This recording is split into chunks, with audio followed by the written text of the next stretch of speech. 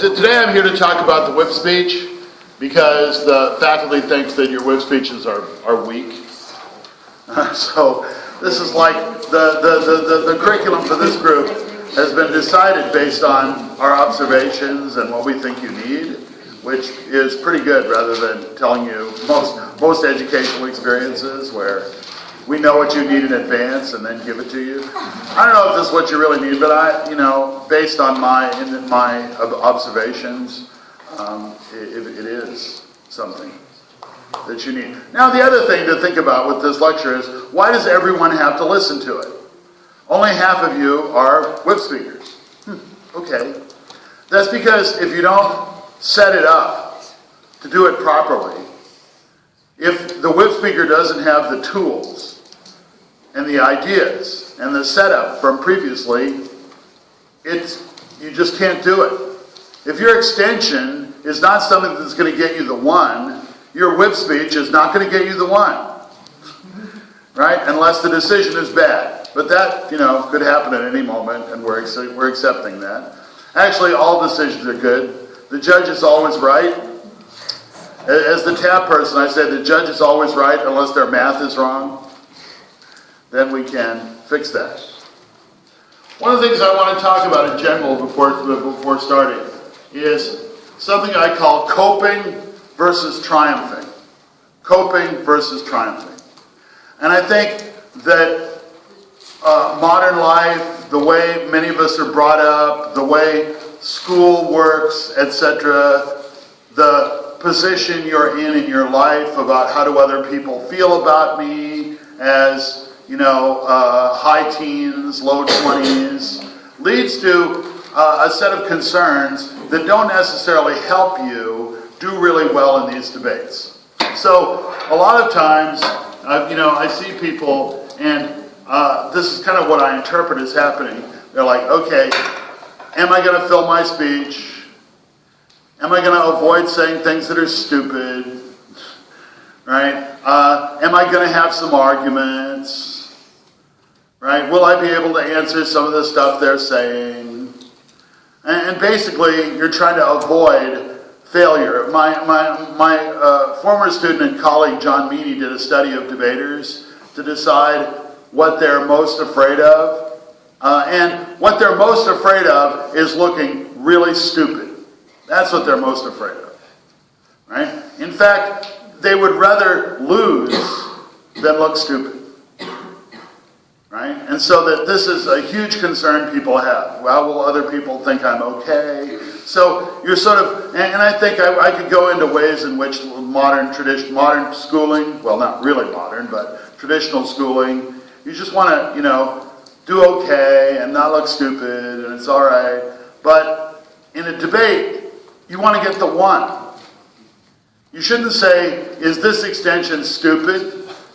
You should say, is this extension going to get me the one? You shouldn't say, will I make sense during my speech? Will it be okay? You should think about, how is my speech going to give me the leverage to win, to get the one for our team? That's what your focus should be. Not surviving. Not avoiding looking stupid. Not filling your speaking time. Not, oh, I have to ask a point of information. Okay, I'll ask some point of information. You need to ask a point of information that's going to help you get the one. Is that easy? No. It's not easy to succeed. But you can be okay on autopilot. So if you want, turn me off right now, because you'll be okay. You have experience, you know how to debate, it's fine. But if you want to really win, and this particular academy is not just about helping you win. I mean, there's a reason why 8 of the teams in quarterfinals in ESL had gone to this, at Worlds, had gone to this workshop. There's a reason. Because we're trying to prepare you to succeed, to win, to do better. So you have to change your mindset, first of all.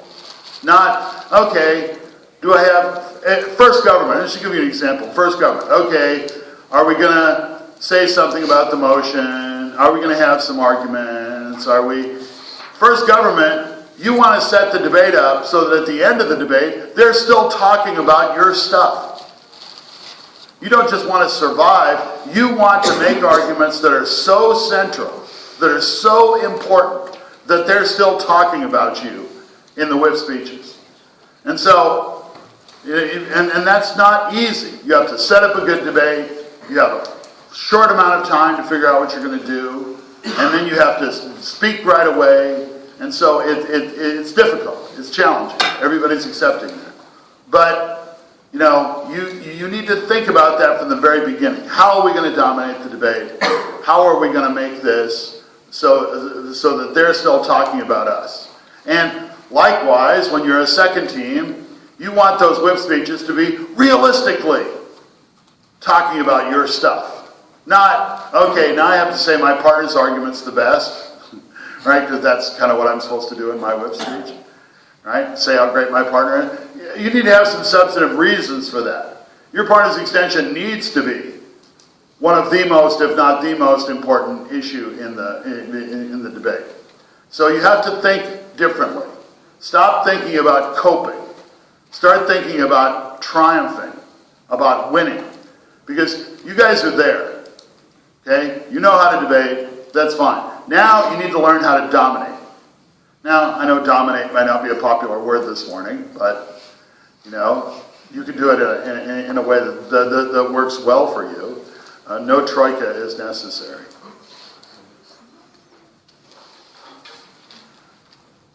We can think of the whip speech as adjudication from your perspective. Adjudication from your perspective. It really is an overview of the major issues of the debate. Not just another speech about what has been said. You need to be preparing the judge to make a decision. And to illustrate that, I want to tell you what this word whip means.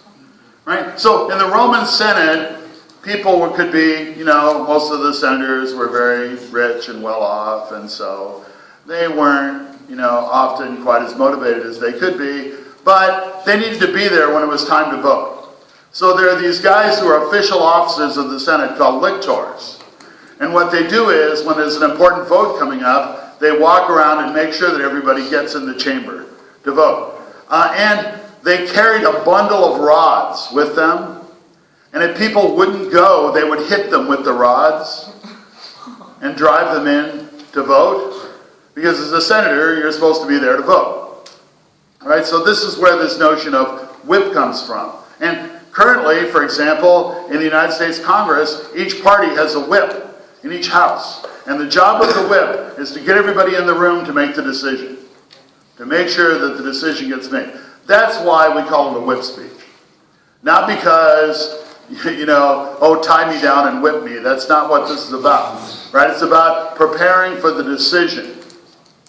Right? English is so weird. And that's what you're doing. You're trying to prepare them for the decision. It does not involve dealing with small specific arguments. Things that are trivial but make you look good are not that important.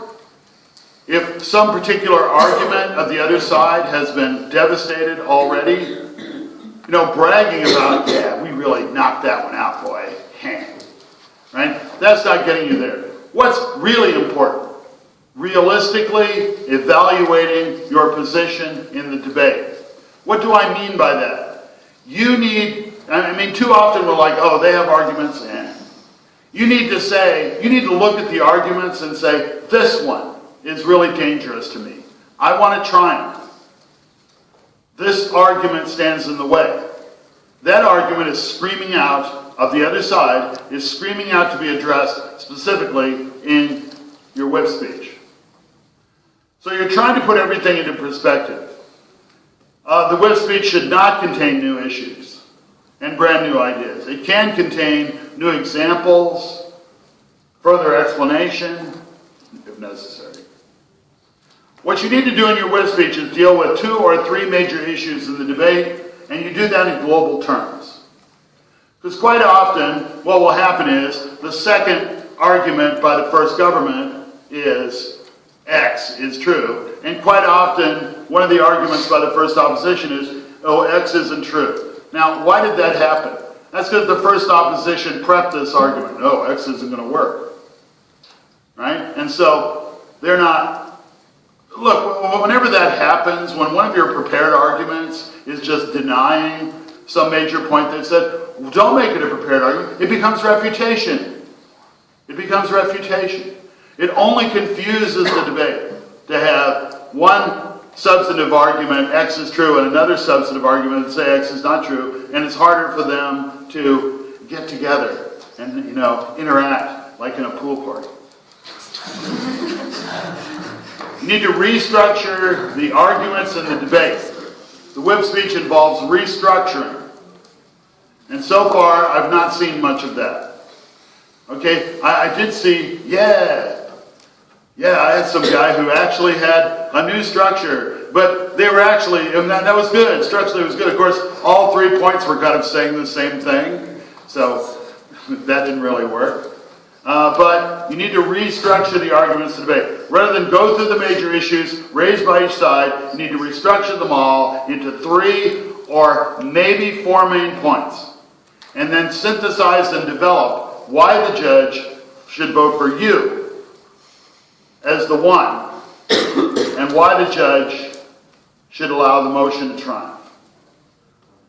One of the other things you need to think about, and I'm going to say this a couple of times during this speech, is, and I think Philip talked about this too, sometimes one of the best educational techniques is repetition. Keep saying it until they get it. And I think corporations know that. That's why they say over and over again, I'm loving it. Right? That's been said so many times. You know what I'm talking about. Unless you're fortunate enough to come from a country that doesn't have McDonald's. I'm really excited to come from Vermont. We had a McDonald's in downtown and it went bankrupt because no one would go there. Now they tore it down, reconfigured it, and it's a local food restaurant. Yeah. Right? So, but just saying it again in the whip speech doesn't make it true. But what do you need to hear in repetition? Right? How will this decision be made? What is the decision criteria? One of the things you really need to do is you need to be aware that when certain things are said, alarms go off in your head. Like, this is how the decision will be made. When First Government says that, you better tune into that shit, or else you're going to be in trouble. Right? You want the decision to be made. Guess what? Their decision rule probably works for them. Right? Now, what happens if they don't explain how the decision gets made? Well, then first opposition should do that. Right? Oh, okay, let's talk about how the decision will be made. This is what we think is going on. And guess what? That kind of supports them. Right? And so you need to, just because this is occurring at the top of the table doesn't mean it's not important for you. It's going to be pretty hard for you to say, if the top 2 teams have established how they think the motion should be interpreted and what has to be done to win the motion, for you to change your mind as second table teams. You need to look into that. You need to say, what is the proposed decision rule? And how do we fit into that? How can our extension tip the scale to our side if that's the decision rule that's being used? Right? And if it doesn't work for you, you're going to have to find a way of saying a different perspective on how to make the decision that does not involve you plunging a dagger into someone's back. Okay? So you need to think about that really early. Early and often, think about how the decision is going to be made. I think that the whip speech, in order to be successful, needs to be set up properly. It needs to be set up properly. If it's not set up properly, it won't rescue you. In reviewing this, I looked at a lecture that was John Sadek, who I love dearly, and he's wonderful, and he had a lecture entitled "Winning from the Whip." Yeah, sounds good. Has W's in it.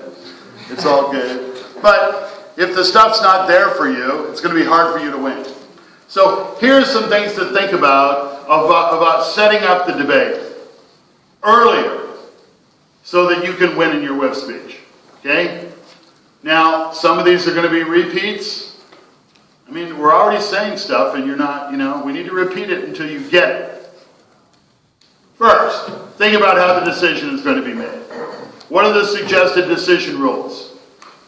How do you fit into that? What works for that? Who's winning that? You want to know how the decision is going to be made so that you can win it. Alarm bells, decision rule, criteria. Oh, they're saying cost-benefit analysis. Okay. Right? And then your job is, here's the decision rule. It's like an oven. You want it to be as hot as possible. You just shovel as much stuff as possible into the oven to make it just as hot as you can. Right? Not like, oh, very nice. I want to talk about the refrigerator. Right? If people have agreed that it's all about the oven, you better be feeding the oven, not making the refrigerator cold. Second, you need to have an extension that gets you the one. I mean, it's so often I ask this question, and my debaters in the audience know this. I'll say, okay, how is this extension going to get you the one? How is it better than the other arguments on your side? How is it better and more important than what the other team is saying? See, this is what I mean by don't deal with coping. Deal with triumphing. Well, my extension should be a new argument or the development of an undeveloped argument or okay. And oh yeah, I have that, so now I can do that and it's going to be all right. No, it's not going to be all right. You're going to get the 3 of the 4. And you want the 1. How is my extension going to get me the 1? This is the question you need to ask before deciding on your substantive for the member's speech. Maybe the debate moves in a different direction. Maybe the thing you thought would be your extension should not be. If you don't adapt, you will perish. You have to be willing to change when you need to change. Let us proceed with the plan.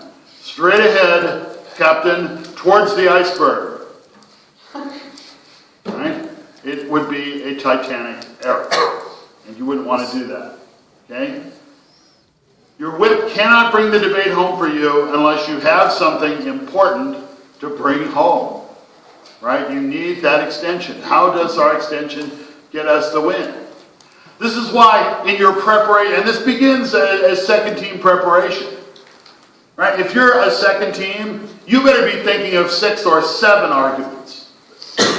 Major arguments. You don't have to prepare the Prime Minister's speech. You don't have to prepare the Leader of the Opposition speech. Your time should be spent in thinking of a bunch of stuff. Lots of different arguments.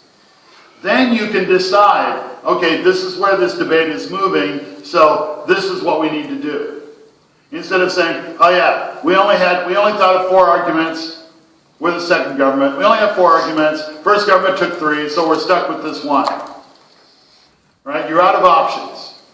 You need more options, and you need to be willing to move with that. Yes, sir? So, Philip talked about how we should ask the question, what will we need to prove to win? Yeah, I think that's what I'm saying. Yeah, so my question is, how necessarily does having 6 different arguments mean that the one that you wind up running is going to prove what you need to win? Well, if you only have 4, and First Gov takes 3, you don't have any choice of which argument to do. Right? Does that make sense? You need to have choice. You need to have options. Maybe what you need to do to get the 1 is not even on your list. Because your prep wasn't very creative. Something happened in the debate. It moved in a way you weren't expecting. Right? So, as long as you keep asking that question and try to increase your options for giving a good answer to that question during prep time, I think that that's very useful, very important. Right? No guarantee, but if you don't have options, you're stuck. Right? And if you're not willing to move and change as necessary to get to win the debate, to prove the motion, then you're probably not going to. Yes, sir.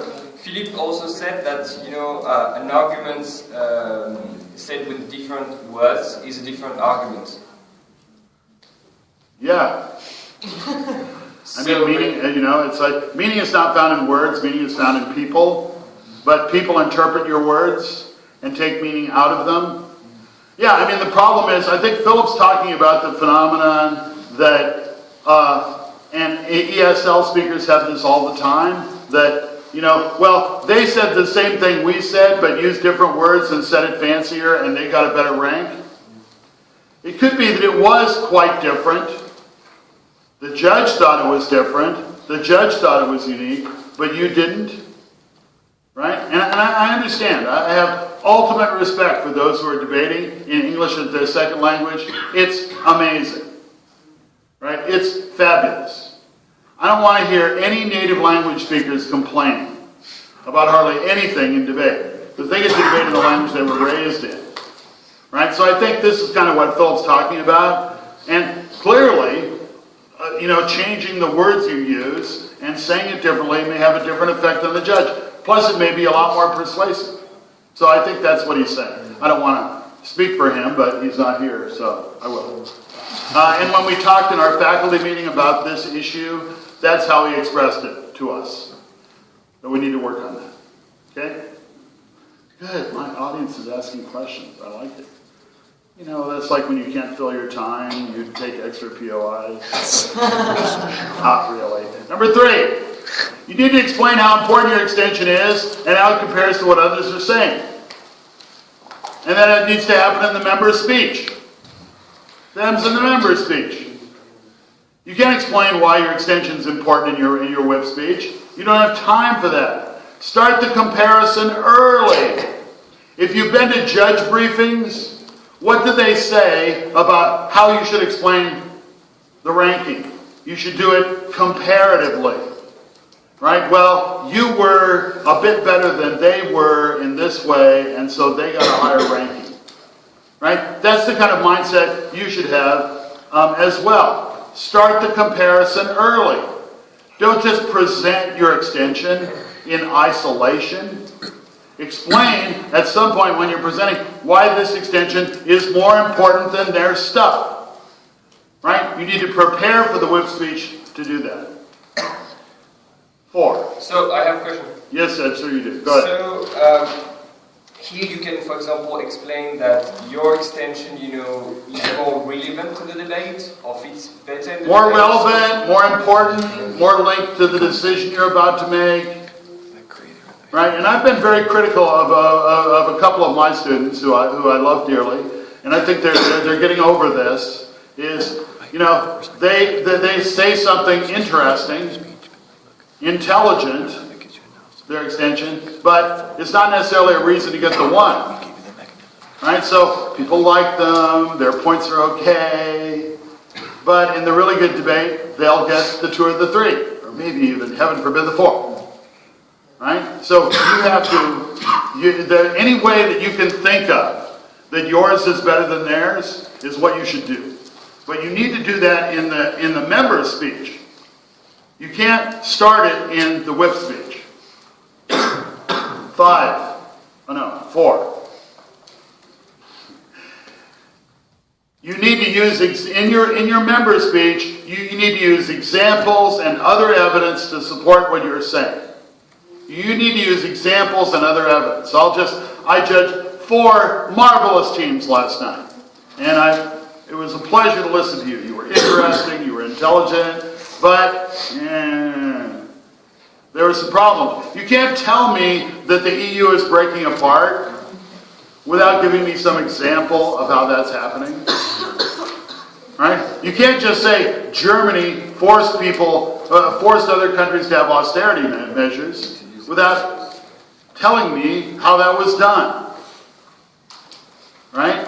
Give me an example of how that was done. When the Troika visited Greece for negotiations on the latest bailout, they said, you must cut this program, this program, this program, and this program, or no money for you.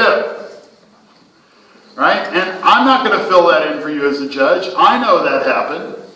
But you have to. And when you're saying the EU is breaking apart, you have to say, look, you know, certain countries on the margin are wondering if they should be there. England's thinking of going to have a referendum on whether they should withdraw from the EU. Eurosceptic forces in the UK are growing in strength, and they're demanding further separation of the UK from EU economic mechanisms. They're already kind of separated. They want even more. Tell me about that. Right? And then, in your whip speech, talk about that. They said Europe's happy and everything's together. But they didn't have any examples. Our examples of the rise of Euroscepticism and the rise of political parties calling for withdrawal from the EU, is much better than that. Ours is real. See what I mean? If you have those examples, both those arguments I just mentioned to you, they're pretty good, but they're not strong enough because they don't have evidence and examples. They don't have illustrations. And then you can use that extremely effective. I watched Sydney win the world championship by saying that these are our examples, these are their examples, ours are so much better. They're bigger, they're more recent, they're more relevant, they prove the issue, that they disprove the issue at stake in the motion, and judges are like, yeah. Because at that point the reality is everybody's going to have some arguments, they're probably going to be okay arguments. What's the meat inside of those arguments?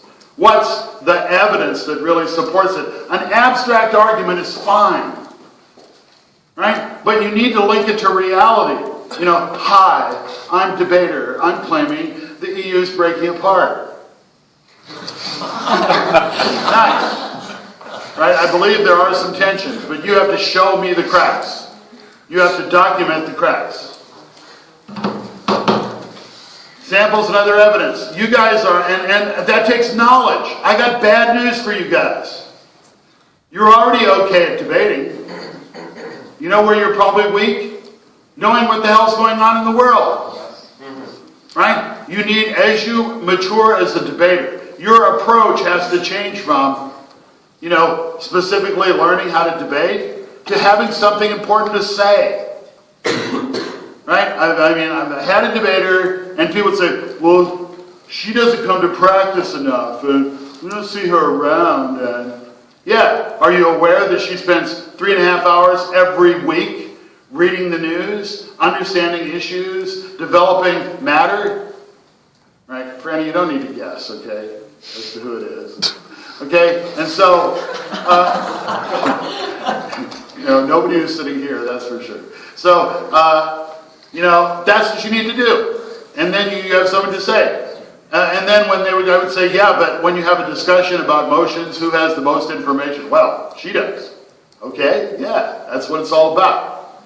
Right? So a lot of prep can't be done with your trainer, can't be done with your coach, may not be done with your partner. It has to be done with your brain. So you get the information. 5, using the answers of points of information to support your claims. If you have a good point of information and you can get them to say something that you can use against them, that's the best evidence there is. And quite often as a debater, I'm concerned about, it would really help me if I can get them to say X. Now, how can I get them to say X? And, I'm not very... Sometimes, I find it very easy sometimes to look stupid in a debate, so I like it. Isn't it true, not X? No, X. Right? I remember I was at an exhibition debate in Latvia, and she looked at me like, are you stupid? That's the easiest question to answer I can imagine. Yes, X is true. Then in my next speech, well, if X is true, they're losing. Right? And she's like, shit. Now I figured it out. Right? Don't telegraph the answer that you want. Telegraph the answer you don't want. And sometimes they'll give you the answer you want, and you can use it. Focus your points not on, I have to give a point of information, or, how do I not look stupid? Focus your points of information on the most dangerous arguments of the other side. And that will help you do better. 6. This is all earlier in the debate. We're still on the earlier in the debate. 6. Make sure you're doing damage to and reducing the importance of their best arguments on the other side. It's so easy to gang up on the weak argument. Is it? Oh, yeah. I could just kick this argument around so hard. Right? If it's weak and it's easy to kick it around a little bit. What should you focus on? You should focus on their best argument. Okay? Let me just give you an example of this. Okay? So, there are two substantive arguments done by the team before, or one, or whatever. Right? And I will, in terms of refutation, the weak arguments, a little refutation. Say something, but a little refutation. But the argument I'm really afraid of, you know I'm really afraid of it, because I'll go, and for the Slovenian World Schools teams who are now in university, who are familiar with my debating against them, I'll go, now, this argument is really not true. For 6 reasons. Right? Because I know, if I get rid of this argument, we're going to be in good shape. But if I don't, we're in trouble. You need to realistically assess where your opponents are a threat to you. And too often, what we want to do is to kick around the easy stuff. That makes me look good. Yeah, it makes you look okay. Yeah, you can defeat weak arguments. Awesome, baby. Right? But what are you going to do with their best argument? And if you have 6 pretty good points taking out this argument, you think they're going to deal with all those? You think they're going to invest the time to make that happen for them later in the debate? Probably not. Then in the whip speech, your partner can say, in comparing this argument to what we have to offer, our refutation has smashed this argument. We said this, we said this, we said this, we said this. They're largely silent on this. You cannot use this issue to make the decision in the debate. We've clearly defeated it. Right? Once again, I'm telling you what you would do. I'm not giving you language models for doing it. Right? The language I use in describing what to do, you never say I'm going to kick their argument around. No, of course not.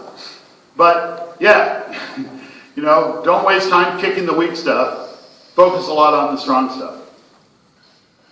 7. Have a rhetorical framework throughout your speeches. We talked about language choices. I had a really good session yesterday with people in this group about how to use language that makes your stuff look good, right, on both sides. Have that rhetorical framing. There's something cool about the following process, right? The member speech has an introduction, which focuses on your perspective on the debate. Not long, not drawn out. And then in their conclusion, they go back to that. Right? So we've seen that this debate is not just about economy. This debate is about community, about democracy, about participation, about the European dream. Right? Then in the whip speech, you're like, that same thing comes up again. You start with the European dream. You finish with the European dream. Guess what? You sound like you're a coherent team. Right? You're on the same wavelength. Right? My regular partner is Ridian, who can't be here this year. And we always decide on what kind of line we're going to have, what our rhetorical phrase is for introduction and conclusion. And then he has it, I have it. And what do you know? We sound like a team. Right? And it's coming together. Right? So you don't just want to be another speech. You want to be a continuation of your team and what your team is saying. People just don't understand the power of words. Words are so amazingly powerful. How powerful is this? Today's motion is blah, blah, blah. This is in the member speech. Right? Or that favorite ones of Europeans who may have come up through the call popper. Hello for the second time from the government side. And it's like, hi. Don't say hi. Don't tell me the motion. I know what the motion is. Never treat your judge like they're stupid. Especially if they're stupid. The more stupid you think your judge is, the more you have to make them think that you believe they're smart. Because they really crave that. They really want that. Don't make them feel stupid if they are stupid. They'll show you how stupid they are. Bang, bang. Right? So you need to think about rhetorical phrasing and bring it back in your whip speech. In the whip speech itself. So those are 7 things to think about before you get to the whip speech. In the whip speech itself. You know, you have almost an hour to develop your speech. This is a huge advantage. You know, once people have started talking, you know how the debate's going. Generally, as the whip speaker, I just write down kind of what people are saying in columns next to each other. And then, about the time I'm figuring out what's going on in the debate, then I start the whip speech, preparing it. Generally during your partner's speech. You're the whip speaker. Once your partner is swinging into, then you know you have time during your partner's speech, right? During the following speech, so that you can work it out. And you should start a brand new piece of paper. Those of you who are bringing up like 8 sheets of paper for your whip speech, is it any wonder that it's disorganized? And this, and this, and what's going to, no, 1 sheet. Right? 1, 2, 3. And so when you're preparing your whip speech, the first thing you would decide is, what are my points of clash? Okay, how am I going to reconfigure and restructure the debate in my whip speech? I'm going to use these 3 points. Write them down. Then you look at them, okay? Are they separate? Are they covering everything that's important? Am I missing something? Am I featuring my partner's extension properly? Am I striking out against the best, am I hurting the best argument that the other side has? And I think when you've answered those questions, and certainly there are more, then you can say, okay, those 3 things are fine. Then you start filling it in. Right? If you're saying, okay, what will my first point of clash be? And then you write a bunch of stuff down and go, okay, now, what will my second point of clash be? You're doing it the wrong way. Right? You need to think of what your points of clash will be. How are they meeting the needs that we have? And then you can go in and fill it in and figure it out. And then your speech sounds compelling, you sound organized, you are fluent, you're not shuffling about pieces of paper.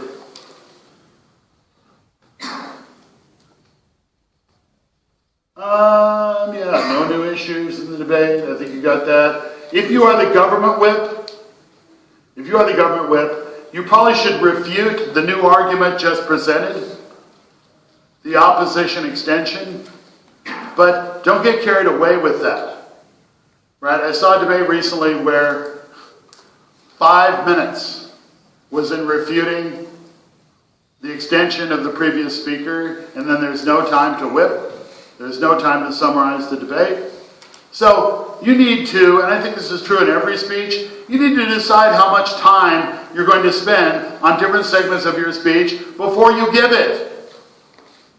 Right? One of my great advisors in graduate school said, if you aim at nothing, you will definitely hit. Right? You have to have a goal. Okay? So you're thinking about, okay, 1 minute, maybe 1 minute and 30 seconds maximum for refutation of, what's that? How many minutes? Sorry. Up to you. But I think that 1, 1.5 are about the most. 2 at the very most. Boy, if what they said rocked the world, right? Yeah, then I guess I would spend 2 minutes rocking it back. Right? So that, but you don't want to spend so much time refuting. So the first mistake is not refuting the extension of the opposition member. That's not good.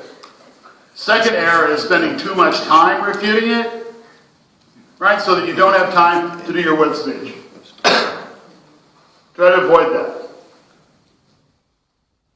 Be comparative. The judges want to be comparative. Use the word compare. The judge briefing, they'll tell them over and over again to be comparative. Yeah, you like that comparative stuff. But you have to do it for them. If you don't compare for them, they will compare for you later on. Don't let the judge do the work for you.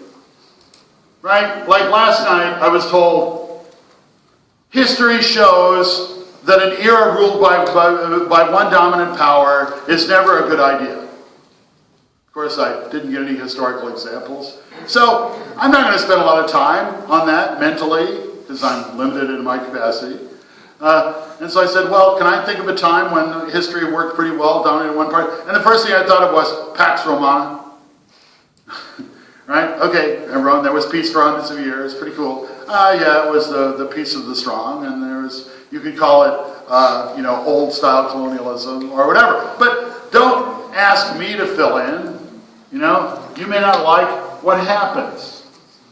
So don't tell me to compare. Do the comparison for me. Right? And don't be afraid to legitimately characterize what the other team is saying. You could say, it's true. They say that our proposal is going to cost some jobs. Right? And that's meaningful. But we show that in order to keep these jobs, you're going to destroy the ecosystem.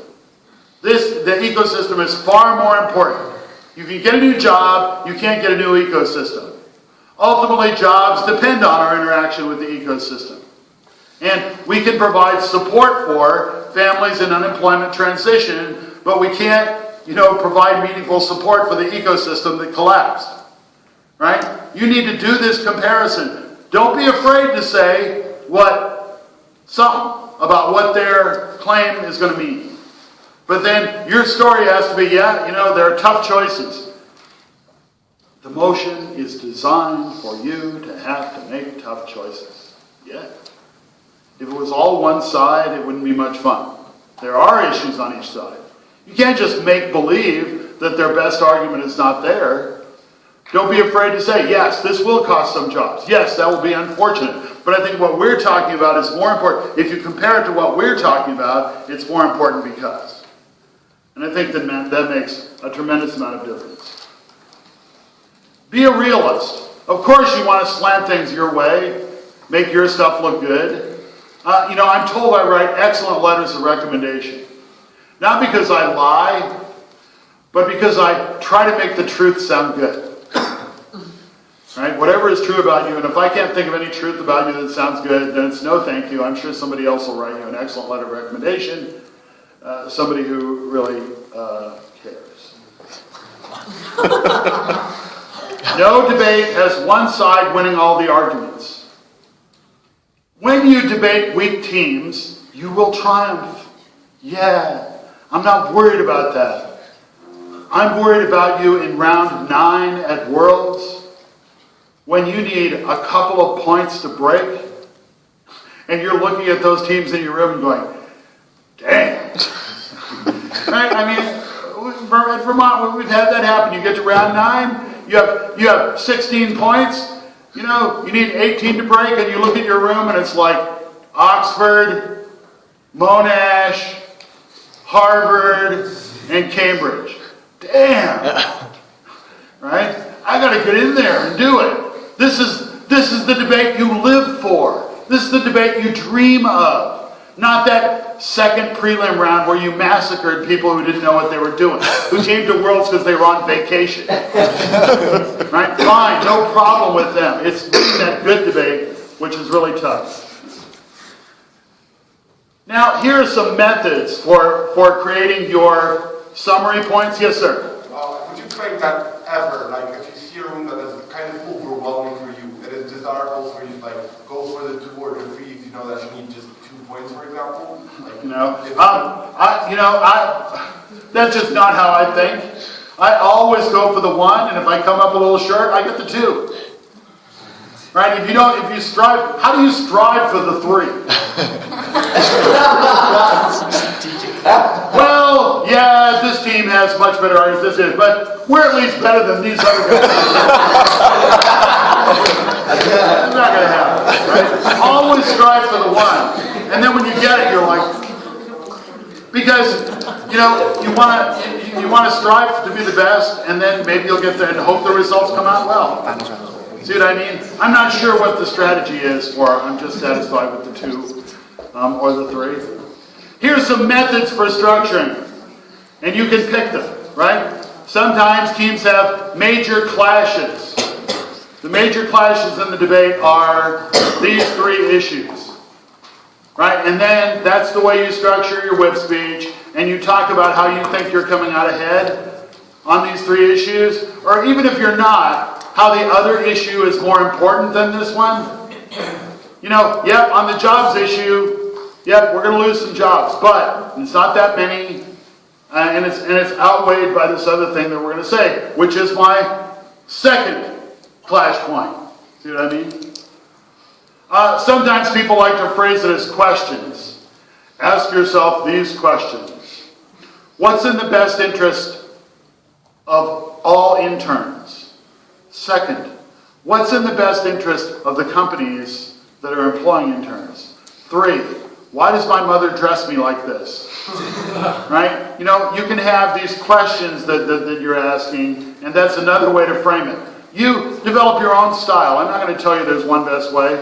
Here's one that I've seen done before, and Mandy left the room, but I saw her do this in a couple of very important debates. A lot of times, debates are a mixture between principle arguments and practical arguments. Right? And so you might use this as a point of division. Saying, you know, this debate has had many interesting issues. Some of them are questions about principle. Some of them are questions about practicalities and whether we're actually going to achieve our goal. So let's talk about the principled arguments and why we think we're doing well there. Now let's talk about the practical arguments and let's see how we're doing there. I'm not saying you should use this in every debate, but when that arises, maybe you want to. Certainly it's better to say, principle, we don't care. Right? It's only real results that matter. Or to say, I don't care about your results. If it's the wrong thing to do, it's the wrong thing to do. See what I mean? If the debate has been really divided, then you need to say why you get that. System analysis. System analysis. You might say in the international system, you know, you might think, you know, lodge the debate within a system. And then point how the way the elements of that system interact, right, show that you have the right way. Like, it might be the right thing for Greece, or it might be the right thing for Germany, but is it the right thing for the system of the EU? Or is it the right thing for the system of how governments work together and how they relate to each other on a broader scale? See what I mean? They're systematic elements. If hundreds of thousands of children are dying, that's bad. But it's not important if they only save 20 of them. 20 children are important. You better outweigh that stuff. But still, you know what I mean? Think of it systematically. And inside of this, you should have comparisons. Name their best argument. Right? Tell them why yours is better. Name and give extra credit to the best arguments on your side. And explain why yours are more important. I'm going to talk just briefly about how to compare arguments, and if you're interested in this, I'm doing an elective today at 4, I believe, about how to make your arguments more important. But also, this is extremely useful for comparing arguments. Right? It's a way of saying, well, they got some stuff and we got some stuff, but our stuff's better, more important, whatever. Right? I'm just going to do that. You know, and what I have is a list of things you can use, but you don't use all of them. Right? And you don't use all of them every time. You look at that list and say, well, I have this argument now. Which of these factors works for my argument? Does my argument involve a big number of people, big number of chipmunks, big number of forests, big number of... Second, is the number not that important because each one is so important? Right? 1,000 fingernails are not are less important than one child. Right? See what I mean? Even if it's not a number, if you don't have the number, right? Like you have one ecosystem and they have a lot of jobs, well, you know, it's more important. Each one is more important. You don't need to have a big number. Of course, if you have a big number and they're really important, you're solid, right? Third, if you're talking about a policy motion, then you can talk about how the results that you're talking about are more probable. More probable. Right? Well, their stuff might happen, but ours will definitely happen because. Right? Like China says, if Taiwan declares independence, they will invade. That would be really bad. Think they're going to do that? What would that mean? That would mean war with the U.S. because they have a treaty with Taiwan. It would mean a huge military conflict. Do you think China's trading partners would be unhappy? Oh, yeah. Right? And who does China really need to sell stuff to? Countries who would be unhappy. Right? So, yeah, this is a scenario and it might happen, but it's not probable. It's not probable. And you have to evaluate these probabilities. Fourth, things that happen sooner are more important than things that happen later. Sooner is more important than later. Now, generally, I make you tell me why, but I'll just tell you why. Because we better do something about things that are going to happen sooner. We better act right away. Right before it happens. Things that are going to happen farther away in the future, we have time to adapt. Plus, our ability to predict is weaker the farther away we go in the future. Right? Don't forget the stories that said modern cities are doomed because our streets of modern cities are going to be filled with horse shit because of all the horses we need. Who could have thought about the car, about mass transit, about, we're running out of vinyl to make records. Nobody makes records anymore. Okay. Right?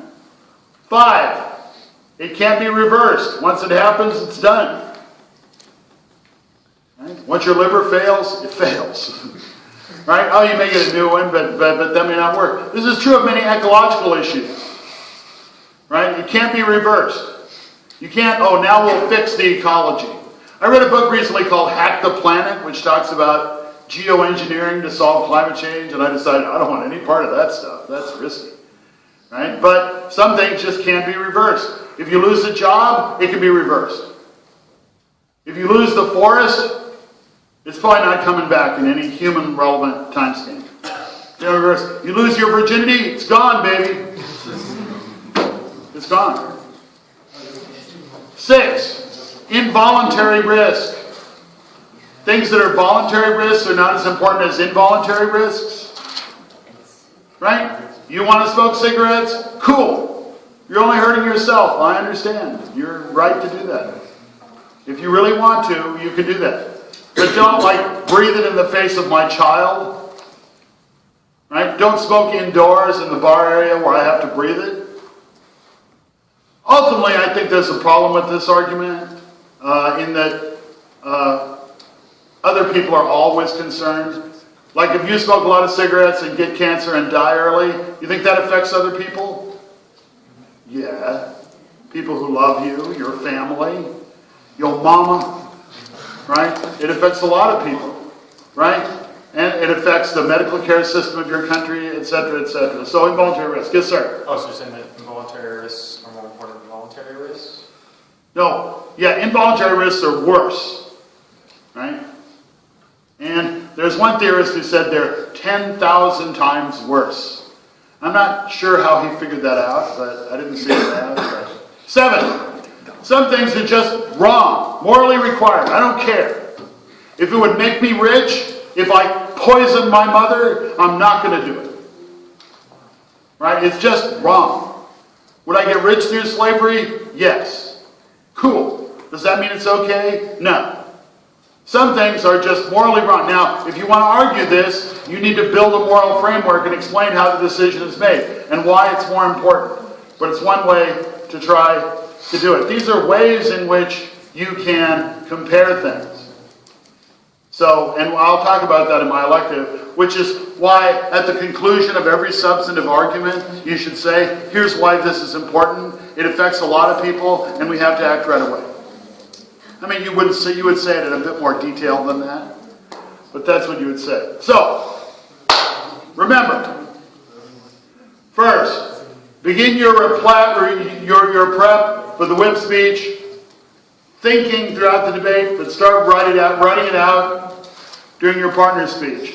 Second, write the ballot for the judge. Tell them, do comparing for them. 3, use a new structure. that emphasizes what you feel are the most important issues in the debate. 4, highlight your partner's extension. Make your partner's extension sound important, because that's what's going to get you the one. Your extension, if your extension is bad, you will not get the one. Okay? So you need to highlight your partner's, but don't lie about it. Don't lack credibility in the way you characterize it. Be like my letter of recommendations. Try to make the truth sound as good as possible. Right? And then you can get there. Because once your explanation of why your partner's extension is so good lacks credibility, you're done. You're done. 5, be honest about the real clash in the debate.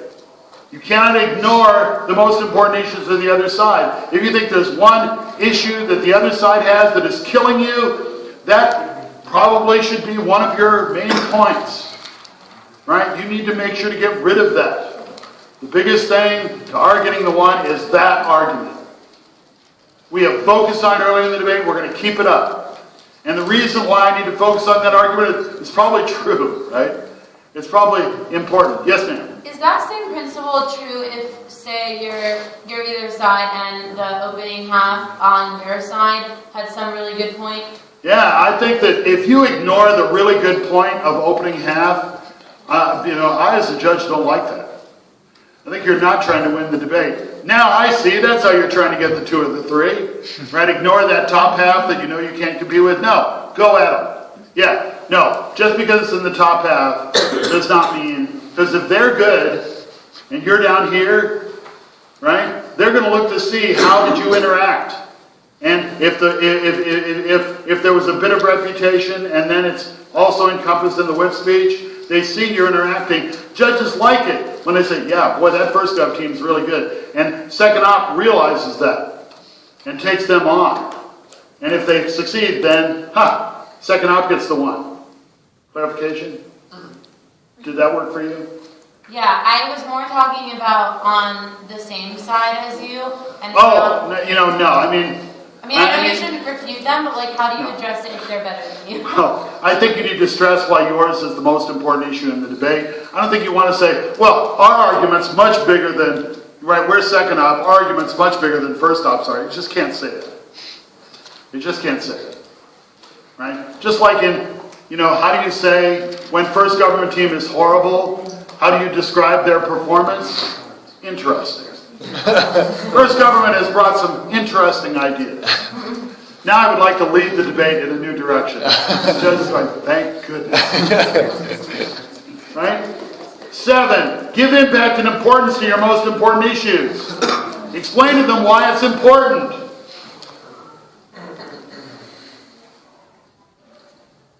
8, compare your best arguments to theirs. Be comparative. I already talked about that. 9, maintain your team line.